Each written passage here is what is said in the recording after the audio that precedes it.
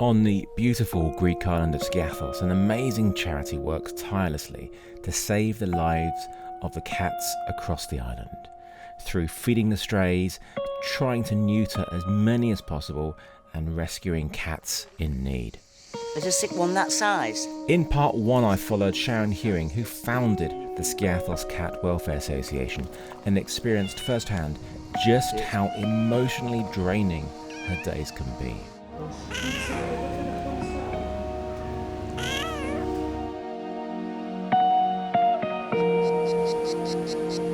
I hadn't intended my 12-day trip to be entirely taken up with filming.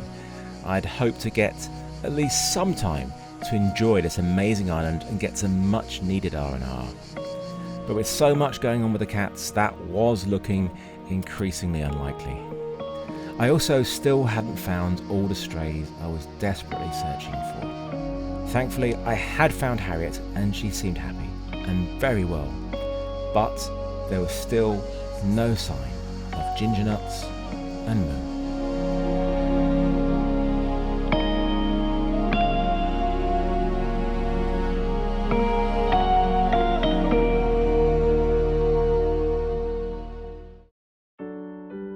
When we were on holiday here in May, every single day, at least twice a day, I drove her down to this area for one reason: to look for a cat, a very special cat, and his name is Gingernuts.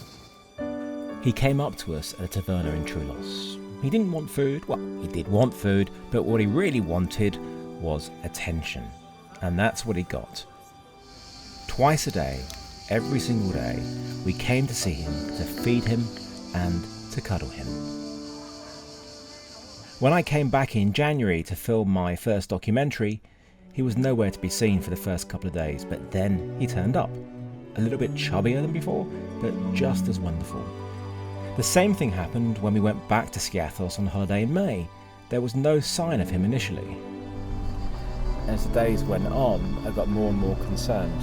I started asking around, searching, constantly putting food down where he used to come out and see us, but nothing. And I've done the same thing on this trip. And I'm actually staying really close to where I used to come and feed him, where he used to be. But I've asked about him, nobody even knows him, even though he was so in your face friendly. I have to be realistic. There is a very good chance that he's not with us anymore. You know, he lived right by that road, and people drive down that road fast, and if something had happened to him, most likely never know about it. But I wasn't going to give up hope. There is, of course, a chance that somebody has taken him in. So on my daily feeding run, where I went along and fed all the cats near me, my first stop was always to put food down for Gingernuts. Every single day, twice a day.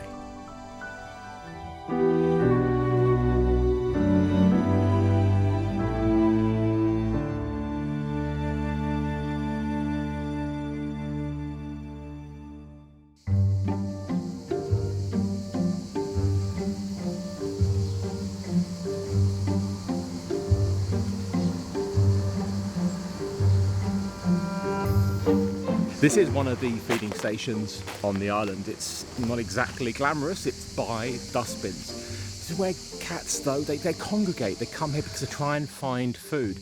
It's a great place for these volunteers to come and leave food and water every single day. It's what they do in their own time.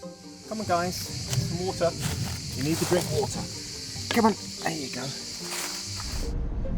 I'd heard that there was 4 kittens of about 2 to 3 months old at the old dump living there, so I decided to go and have a look.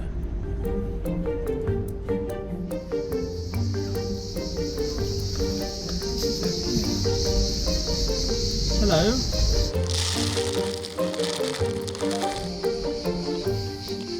Look at you, you're so cute. They looked very well and they looked very cute, so of course I gave them some food. Yep, another stop on my daily feeding run was added. Hi!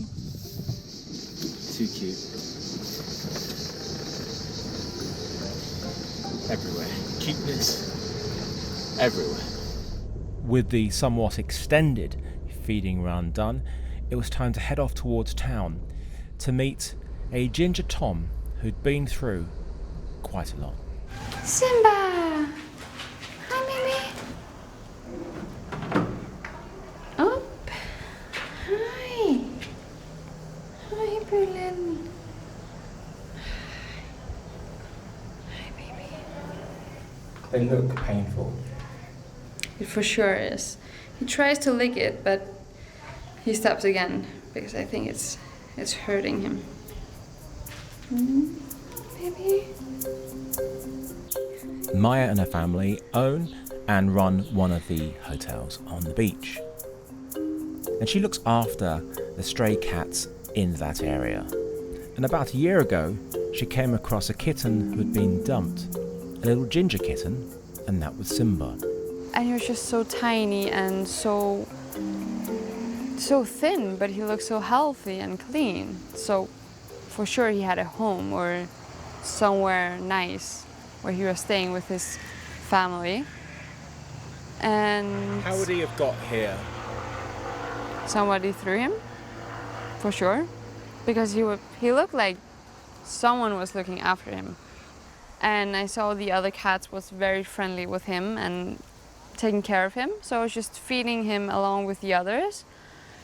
And when he got a little bit older, I neutered him, and he just always looked so happy and so healthy. So I just thought that he will be strong enough to survive outside. Okay, so 10 days ago, I was walking from my work, from the hotel, and I came here, and my brother was here with his bike, and I just knew that something was wrong. And he told me that the guy hit a cat and he just threw him in the garbage. And it was this one. And I went to look, but I couldn't see him, but I could just hear duk, duk. And I don't know, I wasn't even thinking, I just knew he was alive, and we got it down, got everything out, took him in a box from the other garbage, and just ran to the vets. Luckily they were there. His jaw was broken, and he was just full of blood. And his one leg got nerve damage, so he cannot walk probably yet, but will soon, hopefully, with training and massage and the right therapy. And on the other arm inside is just full of wounds. But other than that, he was very, very lucky. How often did he come and empty the garbage? Every second day, sometimes every day. So did these guys ever find any kittens? All the time, every day, almost. Either dead cats or small kittens alive. And because the mayor called them and said if they find any alive cats in the garbage, they have to bring them either to the vet or to Sharon's, or they will get a fine. If we didn't see Simba, because he was buried under all this garbage, he would have been dead. Nobody would see him, nobody would know, and I would just wonder, where is the cat? Where is he? What happened to him, you know? Every day I have to massage him and stretch his leg. And you can see his shoulder is not on its place because of the nerve damage.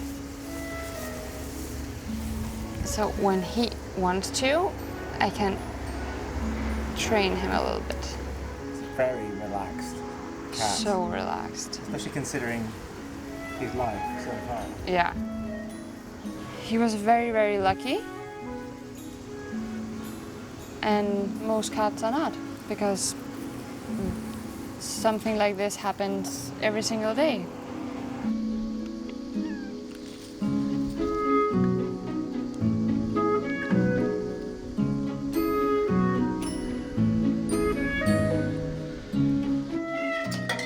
Simba's now safe and going to a new home soon after being adopted through the charity. No cat deserves it more than beautiful Simba.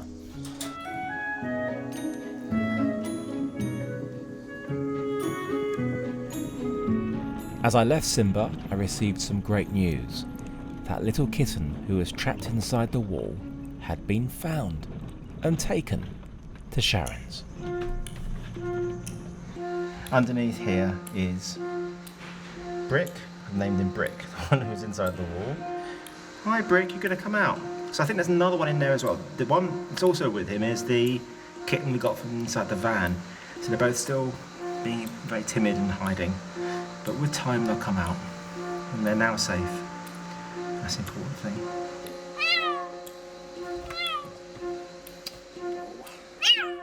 What are you like? So noisy.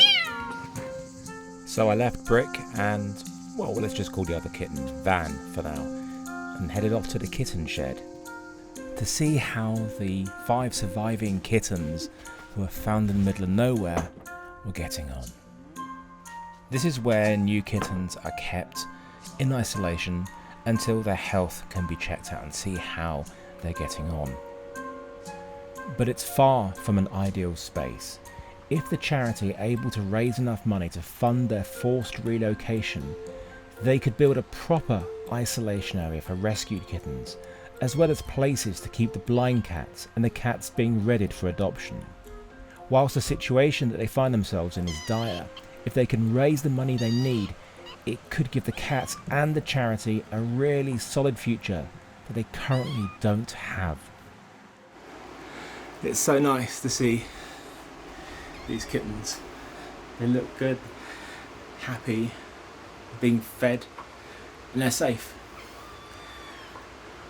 You know, I wish it was the same for all the cats on the island, but there are lucky ones and there are unlucky ones. These guys, they're lucky ones.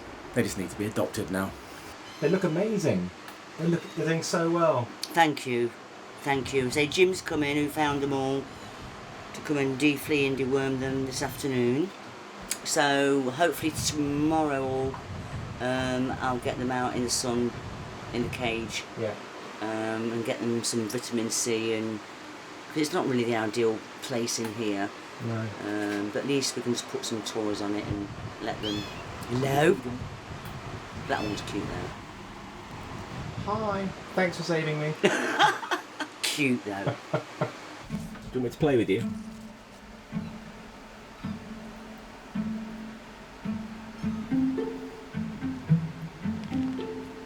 No? Bye, cutie. Bye. In the few days that I'd been on Skiathos, the amount of kittens that Sharon was looking after had gone from 15 to 22 because of the rescues. And now it was time to find another one. A local shop owner had seen the sick kitten and phoned it in. This and that side. This, before it's here. He last saw the kitten a couple of hours ago. Trying to find it now, not easy. Same size? Yeah, same size. This is about the color and it's much thin and... Same colour? Yeah. Take us to your friend. This is okay. It's 2, 3 okay. One white and that. One something like that is very sick. Hey, It's very thin and where's delicate to give to where's, it. where's your sick brother? Where's your sick brother? Hey.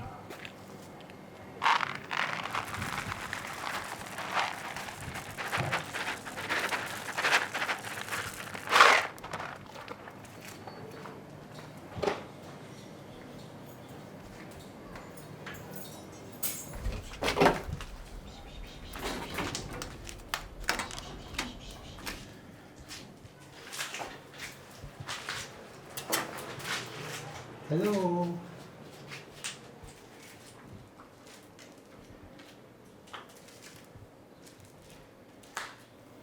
I mean, look at this, a dead one here.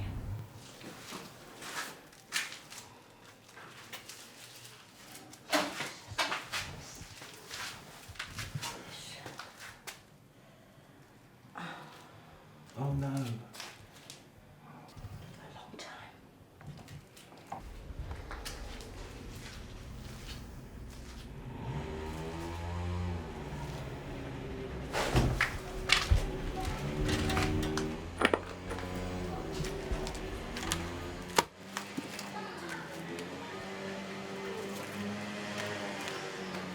I think you might be in there because that's where the other one's living.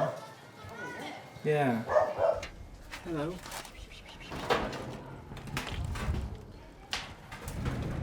There's one in it, yeah.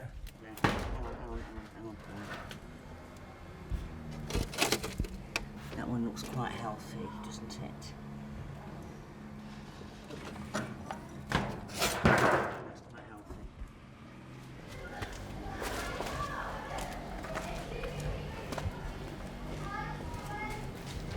After 10, you be out here, Yeah. and you stay here out. What time? Yeah, after 9, 10 o'clock, 9, 10, 11. So with his advice that we should come back in the morning, we reluctantly headed off.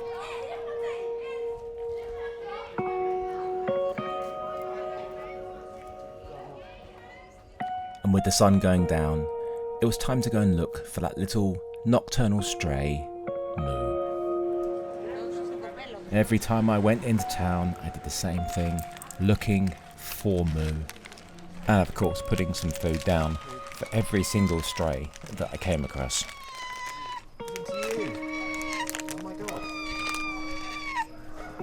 She'd only ever been seen at night, and that place where we'd seen her is on Sharon's feeding run, but she only ever does her feeding runs during the daytime, and she'd never seen her before. Looking for Moo. But I looked and looked for a good 3 hours, and still no sign of her.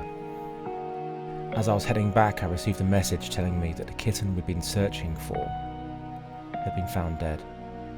It was a sad end to another hard and emotional day.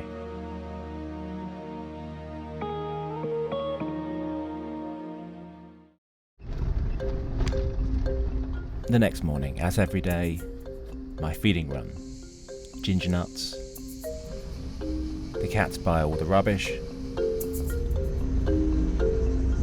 And of course my new friends, the 4 kittens at the dump.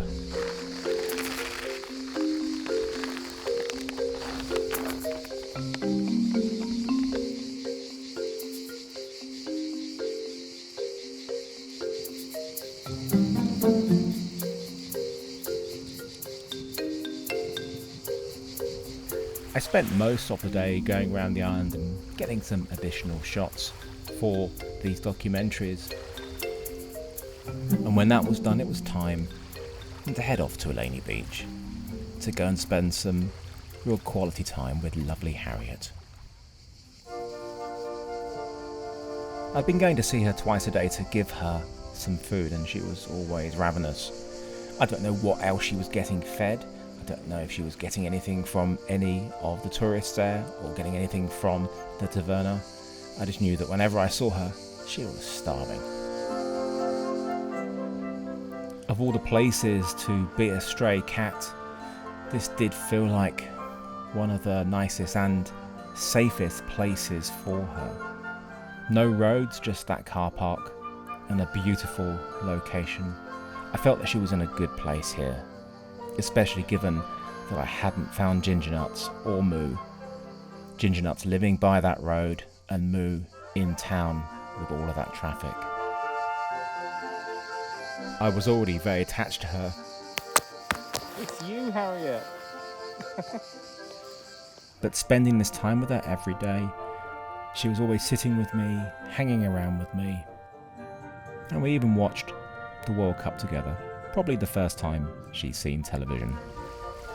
At this point, she really meant a lot to me.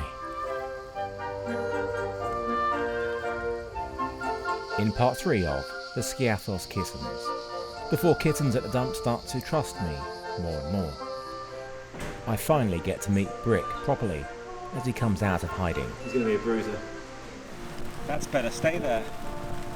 And I start to worry about Harriet's future and safety.